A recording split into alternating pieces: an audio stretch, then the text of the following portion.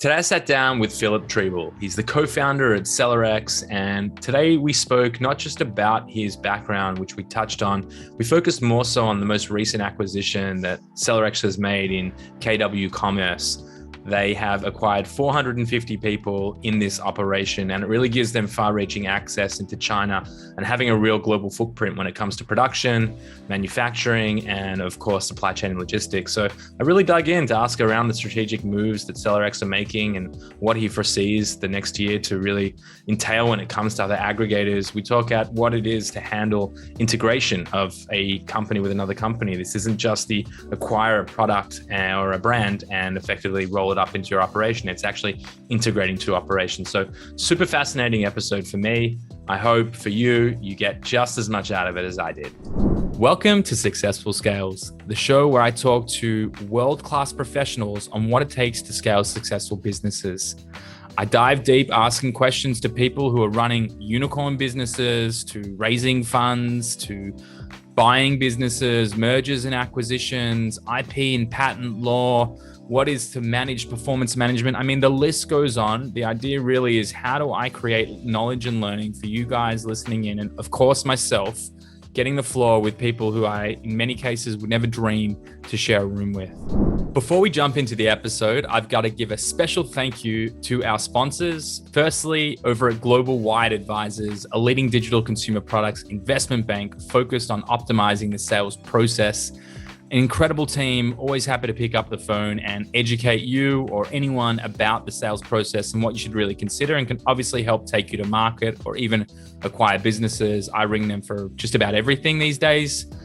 Us over at Multiply Me, we are the end-to-end executive search and HR function into the Philippines, helping find better talent and onboarding them effectively. And last but not least, Escala, our management consultancy focused on process improvement, where we help build better systems for your business. That's all the ads you're going to get from me, ladies and gentlemen. The rest is all about learning. I hope you really enjoy and get as much out of these sessions as I do, sitting face to face with some of the world-renowned leaders in their respective fields, asking them the tough questions that they're not often asked.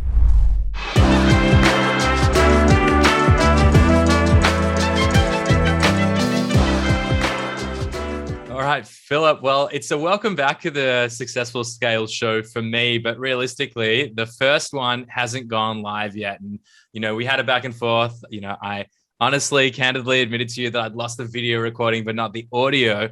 But it's a really exciting time at SellerX, and I would love to talk about some of the key things that you guys have actually achieved.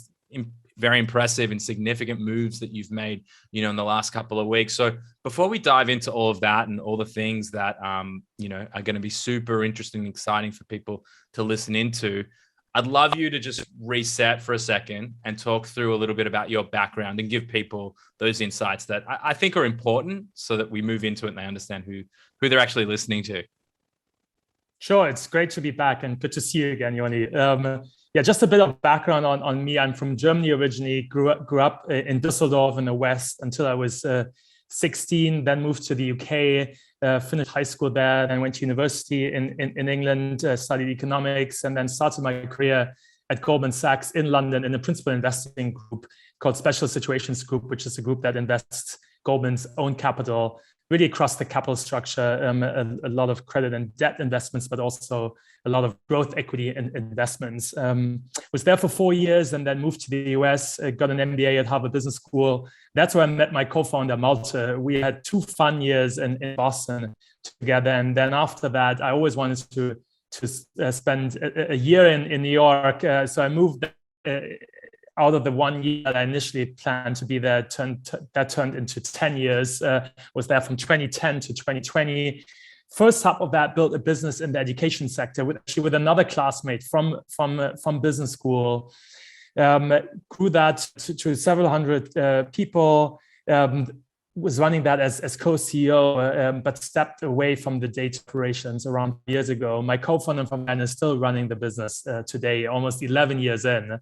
And then I focused on roll-ups. So looking at fragmented sectors where you can buy lots of smaller businesses and bring them together under one roof. A lot of those were actually in healthcare services, things like dental clinics, vets, also testing labs, insurance brokers, basically buying lots and lots of smaller businesses, implementing processes, systems, technology, operations run more efficiently and accelerate the growth.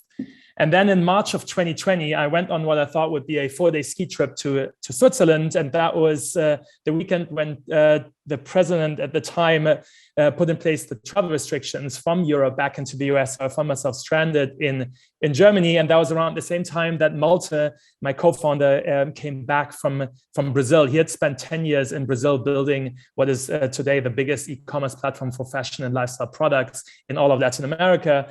And he came back to Germany as well. And the two of us looked into the e-commerce space, the aggregator space in the summer of 2020. We're really excited by it, saw a massive opportunity to build a great business here. Also realized that we have very complementary skill sets. Myself more on the investing, finance side of things, having built a business, having made a lot of mistakes the first time around, but my co-founder Malte with a deep expertise in e-commerce as an operator. So we set out and got started at the end of the summer 2020, and here we are. So a year, 1.5 years later. Yeah, wow. Super impressive and super fun to dig into. I know in the last time we caught up, I really dug into a lot of those aspects that relate to your roots, like your education and the fact that, you know, that relationship really sprouted what is SellerX today. And you know, the complementary skill sets. I mean, you know, anyone listening in or watching can clearly see that the different complementary skill sets would help drive a business like SellerX forward. The episode today, you know, we talked a little bit about having focus on some of these big strategic moves that I believe you've made in recent weeks. And we're going to release this episode pretty close to the time that we're actually recording it, which isn't necessarily always the case just because we like to build a bit of a bank here. But super interesting for me to be able to dig in after also sitting with CoVenture, who invests in a lot of different aggregators and sits on effectively the weekly meetings and gets a appear in. You know, that was a really interesting discussion. So sort of carrying that on, I mean, you guys have clearly built out a very long-term strategic play on what it is you're looking to build. And, you know, you just raised, I believe it was another $500 million, correct me if I'm wrong. And you've already started putting some of that capital to work, I would imagine, in the acquisition that you've just made of KW Commerce. So, I mean, I would love for a second if there's other things you want to touch on, by all means, but I'd love to sort of understand, like, in building your strategy and looking at what KW Commerce brings to the table, because it's not the traditional acquisition that we're seeing today. It's not like the acquisition of a simple brand or, you know, a number of products that you integrate into your operating system.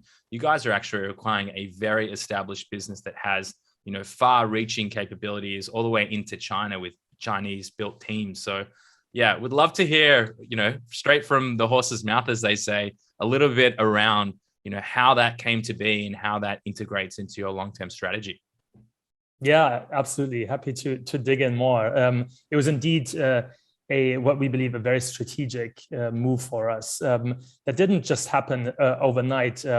We actually got to know the founders of KW Commerce, Max and Jens, right when we started SellerX. They were introduced to us by one of our investors, and we actually got both of them on board as angel investors in SellerX. So right from the very beginning. And I remember still back in the fall of 2020, when we were looking at our first initial acquisitions, those guys and some of that team helped us in the diligence process and navigating some of the diligence items around marketing, supply chain, all these things that were, you know, new to us, having just started looking into this space. But really what we did since then is built a great relationship with the two founders, and they a lot of trust, a lot of respect, but also really a great friendship that we have established with both of them, and we've stayed in close contact since we started. And then, you know, last summer, after we raised our Series B, started sort of conversations again, you know, about, you know, does it make sense to potentially sort of join forces and create something bigger? And then it just felt like it was the right time for us. And what we felt was it's absolutely critical. What it comes down to what is required to be successful in this space, in the aggregator space, but also as an Amazon seller, is really operations.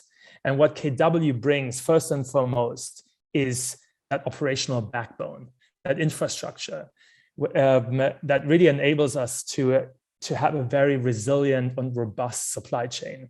And that's anything from the sourcing team in Hong Kong, a 70-person sourcing team in Hong Kong that has direct relationships with suppliers, to a very robust warehouse infrastructure, both in China and Europe, that allows you to do your own fulfillment and also reduce your overall logistics fees by cutting out third-party logistics service providers that you would need to use alternatively. And with that also comes a product development capabilities. I mean, these guys launch up to 1,000 new products every single month, and that is no small feat. It requires everything from the technology, the automation, to the relationships with the suppliers that enable you to have minimum order quantities that make sense to try out new products, because not every product that you try out will succeed. To then having the logistics and the whole infrastructure to be able to do that. So yeah, it was the timing was right, and we felt a very strategic move that will ultimately enable us to have a very robust operational backbone that has been built over 9 years since they started. Yeah, we're happy to have made that move, and currently already starting to see the first benefits from that acquisition. Wow, I mean, that's quick to see any form of ROI in that time frame is pretty impressive. Just given, and I really want to sort of dig into this, because there's two things. First is I mean that's an incredible relationship that historically you'd built, having them believe in you so much to be your angel investors, and understanding that level of strategic relationship going into this is, a stroke of genius, if I do say so myself here, because I'm thinking about, and realistically and selfishly, I started this show, puts me in a unique position to speak with guys like you who are doing super far-reaching and really strategic moves when it comes to how you've built that relationship, what that relationship looked like, and what it ultimately has turned into. And that friendship, as you call it, which,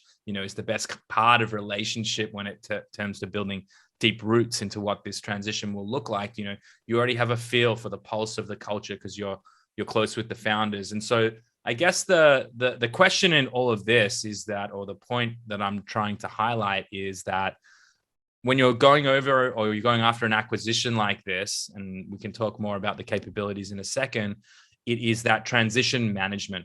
This isn't, we're going to buy a brand, we're going to acquire their products, and off we go and we integrate. We need to understand, all of the personnel that exists. We need to understand how the SellerX driving focus actually fits into the KW Commerce existing historical 9 years of, what their culture looks like and how that actually ultimately fits in together. So I'd love to hear sort of what does your planning look like when it comes to actually how do you integrate the two businesses? What does that transition plan look like? Yeah, and you're completely right. It is very different from a traditional seller that does 10 million or less of revenue and comes with way fewer employees as well, and many of the sellers that sell to aggregators only have a couple of freelancers or virtual assistants and don't really have any full-time employees. So it's a very different case here. KW Commerce has 450 employees. Almost half of them are in China. The other half are in Germany primarily. So that comes with a lot more complexity and requires a very thought out post-merger integration plan. And we're in the process of doing that right now. What is most important, though, is there needs to be a cultural alignment, and that starts from the top, but really then cascades down into the level 2, level 3, level 4 into ultimately all the employees. But it all starts with a vision and mission. And what we realized is the vision and mission of the two businesses are very, very similar. So there's complete alignment there that doesn't require sort of any changes or one company to adapt the vision of the other. The vision overall is very similar. And also culturally, having gotten to know them, not just the two founders, not just in the context of this acquisition, but having had the opportunity to get to know them over sort of a 12 to 18 month period, basically has shown us that we can work very well together. And there's no egos. I think that's the most important thing. Like there's no egos. We just want to build a great business, have fun, and build a great business together. So I think that once those things are there, yes, the rest is not easy by any means and requires so proper planning, but it's basically the prerequisite of being successful. And then what we found now in this process, this integration process, is it needs to be done bottom up. So it cannot be, just top down, the two founders on each side dictating how so the integration needs to look like. It needs to be done bottom up on the departmental level, driven by the departments themselves. What's the ideal sort of structure for the combined entity on a department by department level? Because each department is also very different. China, all the China operations was non-existent on the SellerX side. That's something that all the M&A capabilities, the investment team, integration, that did not exist on KW side. That was just built up on the SellerX side. So each department is very different and needs to be driven by the departments themselves for that to be successful. And there's a detailed planning phase, and that's when sort of at the end of that detailed planning phase, and then there's sort of an implementation phase that again takes some time, but depends very much on the departments themselves. So there's not one size fits all within each department. For all departments, it very much depends department by department. Yeah. I mean, you are definitely preaching to the choir here. This is a lot of what we do inside of Escala is all about that integration. We work with a lot of aggregators helping with brand integration at that level. This is, like I said, a whole lot more complex and at a different, level here. But what will the relationship look like moving forward when you talk about the existing founders and now you guys effectively acquiring them? Like, are they going to continue to run? You're going to slowly merge together. How do their roles change in the business? Yeah, great question. And we spent quite a lot of time talking about that. What even so the top leadership team looks like as a combined entity. And what was very important to us, even though it's an acquisition by SellerX of KW Commerce, from a team's perspective, it's a merger. It's a merger of equals. And what will happen, or what already happened now, is that both Max and Jens, the founders of KW Commerce, have joined the senior leadership team of the combined entity and have responsibilities for certain departments that they oversee. So we have basically a senior leadership team of now 4, where it's very clear who is responsible for what department. And for instance, one of the founders of KW Commerce oversees the operations, which is so the China operations, the logistics, the supply chain, all of that is overseen by Max from KW Commerce, given so their expertise and what they've built out in China specifically. So he was the natural person to oversee that. For example, on the investment side, that's an area that I have overseen. There's sort of no change there. So it really, again, they're part of the senior leadership team, have very clearly defined roles and responsibilities for specific departments. Yeah, I mean, it's the whole 1 and 1 makes 3 conversation or sort of position, is that you really now have acquired skill sets that you guys didn't have, and as a result, you can divide and conquer. And that's the beauty of an ever evolving and growing business, is that as you grow, people become more and more hyper specialized in what they bring to the table, and you've created this massive shortcut in what that looks like. I guess that leads me to sort of my next question, and this is like starting to border on the predictions, or I mean, it'll come as the last person it'll surprise is you, that this arms race really of the roll-up model is really like who will emerge to be the next e-commerce P&G or Unilever. Like, let's just say that's like one or a few become those new industry leaders, and that's like the driving goal. Again, everyone has their own strategy, and that might not be the ultimate goal, but just humor me for a second. Does that mean that for you guys, the strategy will now shift? Because if you have the capabilities to now design, bring 1,000 products to market yourselves, test small MOQs, have these relationships, consolidate all of your operations and your logistics and start to cut corners that way, or create efficiencies rather, does that mean that you move away from the traditional, or historic sort of now 3-4 year trend of let's acquire as many brands as we can? Well, now we can actually just build from scratch with all the insights and information. Like, is that on the roadmap? Is that a conversation, or are we far away from that? Yeah, very good question. I think the short answer to your question is no real changes to our strategy as a result of this. I think as a result of this acquisition, we will continue to acquire the typical third-party sellers that sell on Amazon.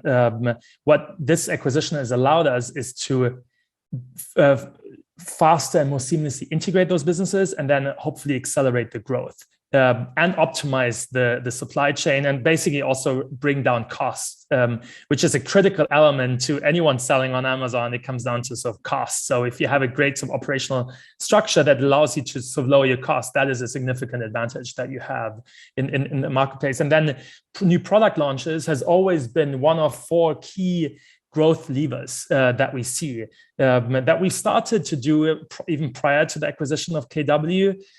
We've launched a few sort of products. Most of those have been just new variants of existing sort of products, whether it's different color products, different sizes, etc. But now we can just accelerate that growth lever much more following the acquisition and the capabilities that we now have. But absolutely, we will still continue to buy your regular sort of FBA businesses, but now we do have the ability to also do our own fulfillment. So we are sort of more flexible there, and a little bit less reliant on Amazon's fulfillment capabilities, which we will continue to use. Yeah, absolutely. I mean, it continues to make sense to leverage, especially when you talk about FBA and what that actually enables you to achieve. So that makes sense to me. Wow, exciting times over at SellerX.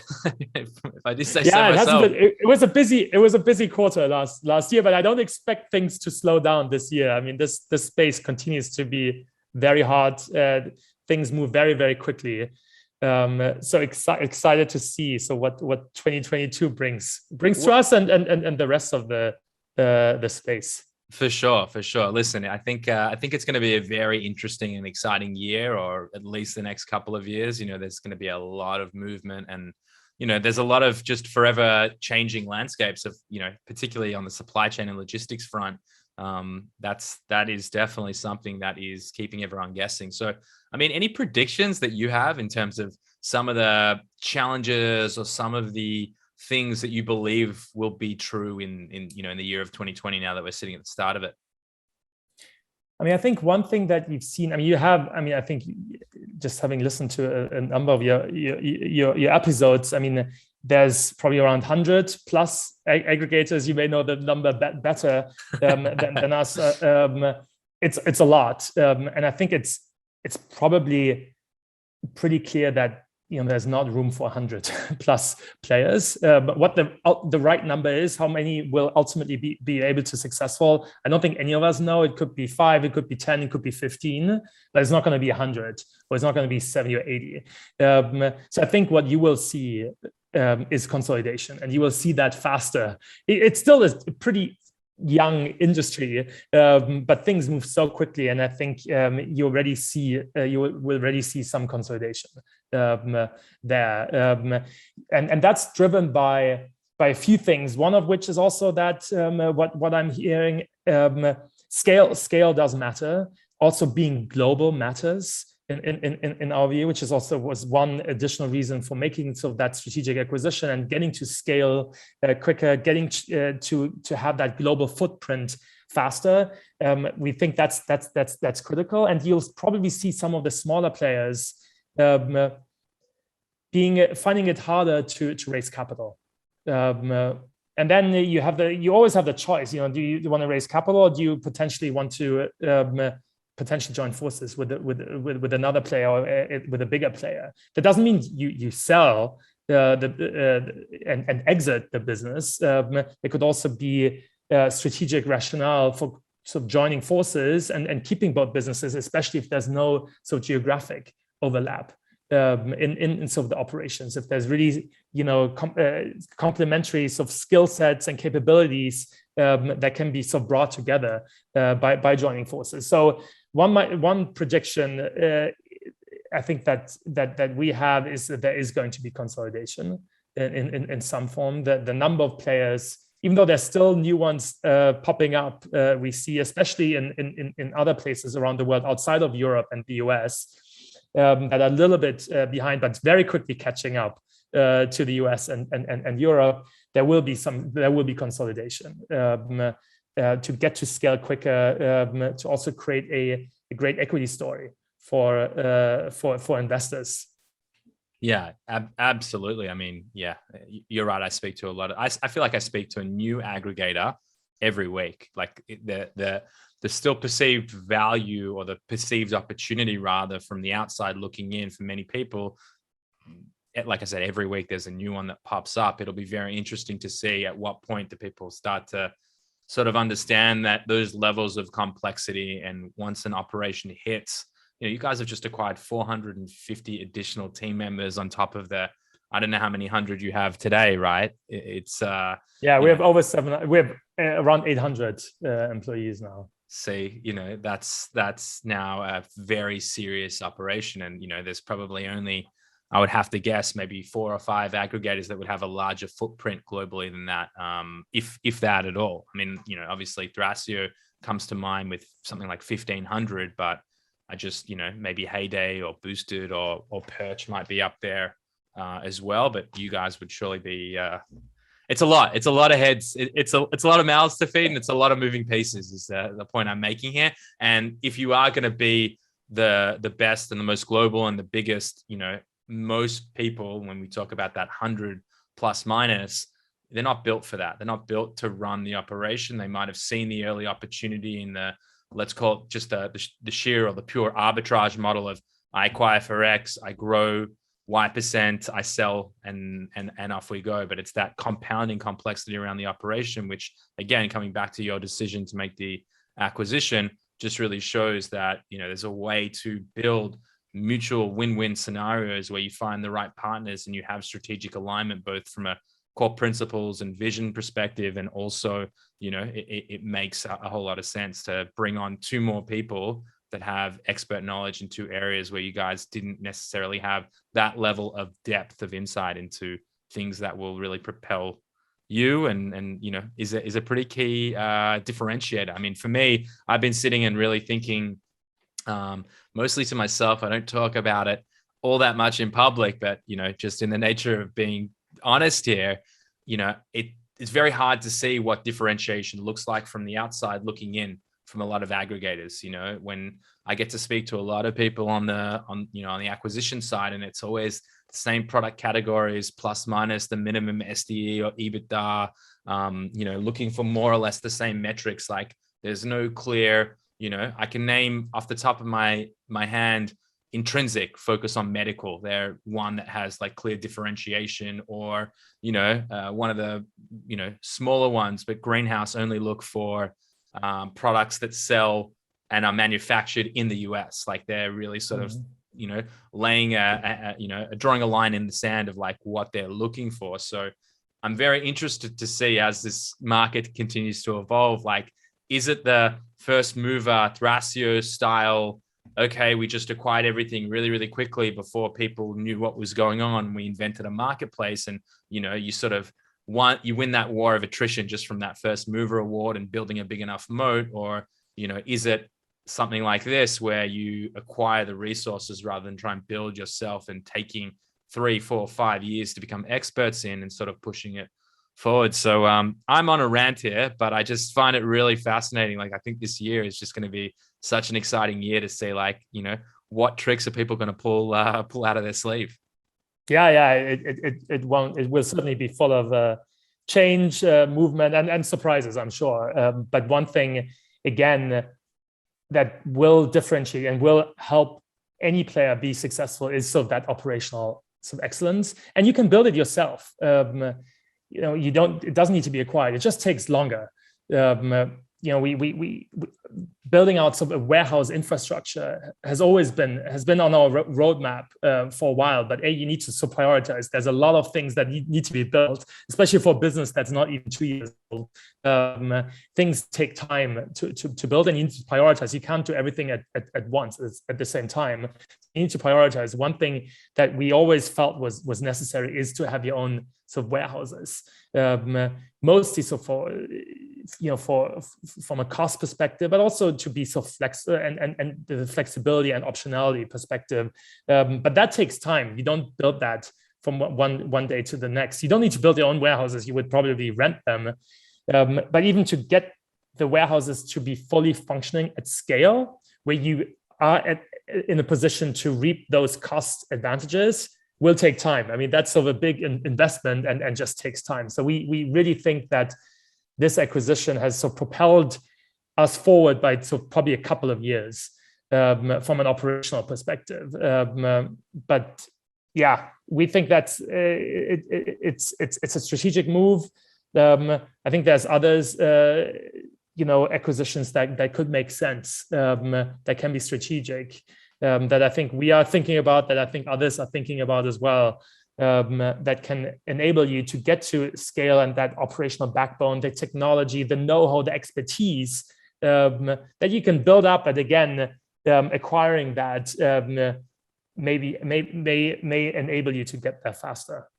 Yeah, absolutely. I mean, that's that's one of the quickest ways that you can get there. I mean, that's the whole roll-up model, right? Is acquire Correct. businesses that have already been up and running, and let's sort of propel them forward. So I want to change gears for a second, because there's one thing that's really applicable to those that are building large businesses and that are going through that process, and that's really that's my real passion and driving interest here, is like, how far can these things be pushed before they become a real big corporate, which I think at the pace that everyone's growing, like, there's just it's gonna get there at some point. But for people who are actually maybe not quite there yet, and that can't afford to necessarily invest in building out, their whole warehouse operation and acquiring companies, I'm talking more so about the businesses that would likely be inside of your sort of lens of acquisition.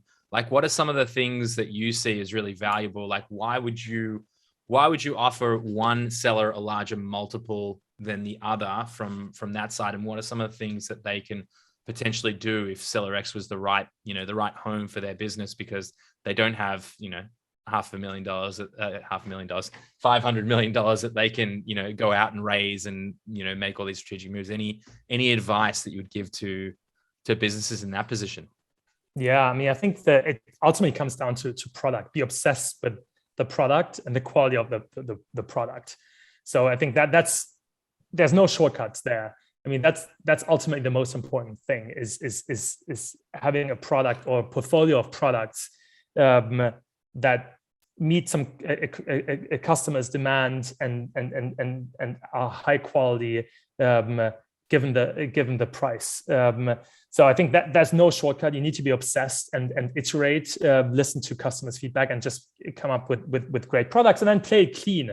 It's obviously, I think even in your podcast, a lot of discussions have been around of some of the black hat tactics and things that people use. I mean, aggregators have learned from the past, and I think cannot sort of tolerate that. We even acquired another business that enables us to test the authenticity of the reviews. So to determine what percentage or what how many or if any of the reviews are sort of unnatural. So play clean, be obsessed with the product, and also be okay to leave a little bit on the table for the acquirer. So if a business is fully optimized, it's already expanded across all regions, multiple channels, there's not that much sort of growth potential outside of maybe the growth of the underlying category, which is obviously an important aspect as well. If the category grows and you grow the category, I mean that's great. But certainly, what aggregators look for is to accelerate the growth of those businesses, and that's important for the aggregators, for the story, for the investors behind the aggregators. So if there's still growth potential in those businesses, those make the businesses a more attractive acquisition targets and ultimately warrant a higher multiple, because ultimately the multiple that as a buyer you're willing to pay is a result of, I mean, amongst other things, the growth that you can achieve post acquisition.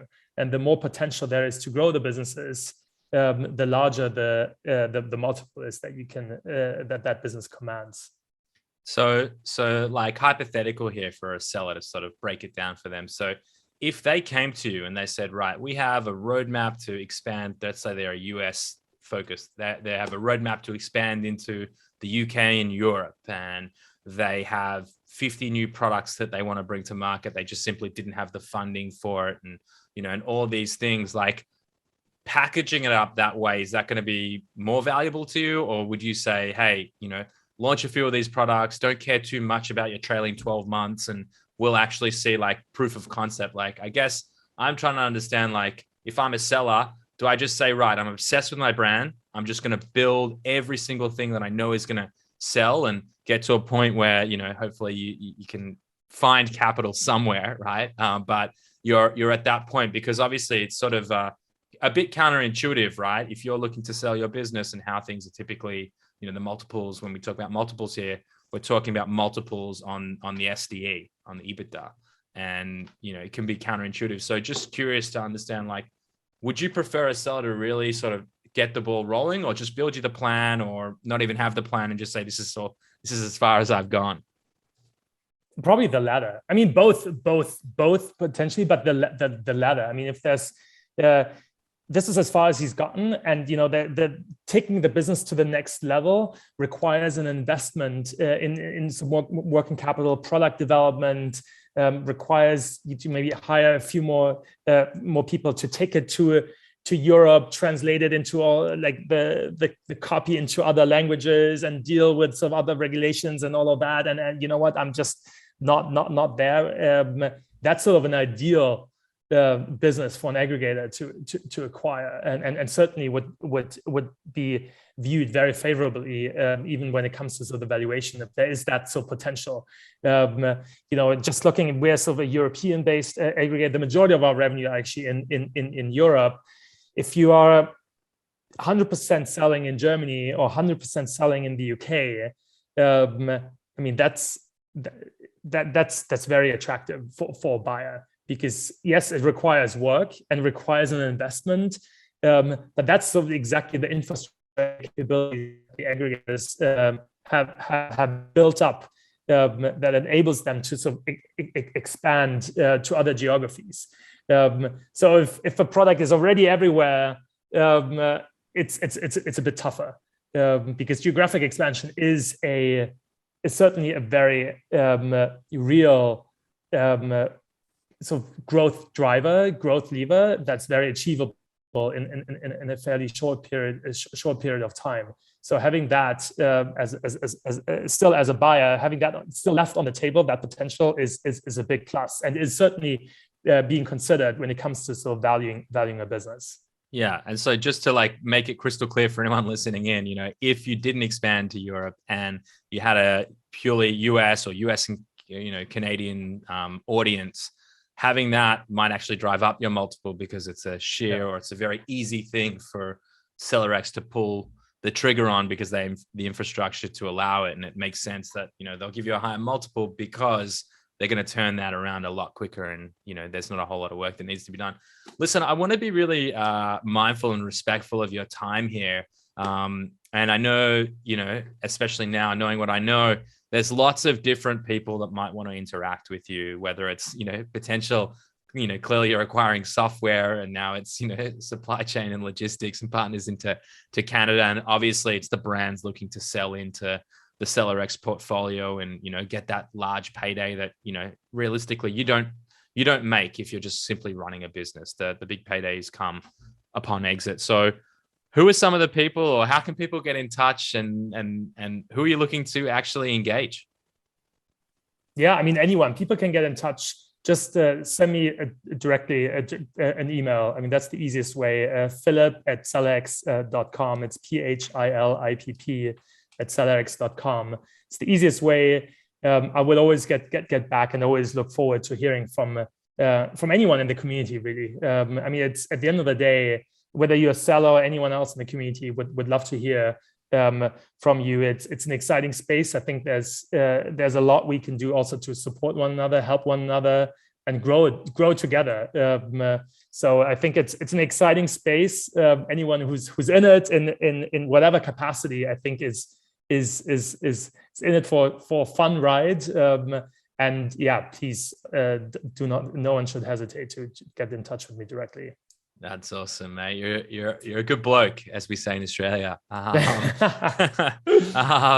Awesome. Well, again, thanks for coming on a second time. Really, each time I get to sit down with you, I feel like I learn so much. And yeah, just enjoy the conversation. Take Philipp at his word there. If there's something that's really, an interesting topic or something that you think he'll get a lot out of, and vice versa, I mean, reach out. I've really enjoyed this. So thanks a lot, mate. Yeah, good talking to you, Yanni. Thank you.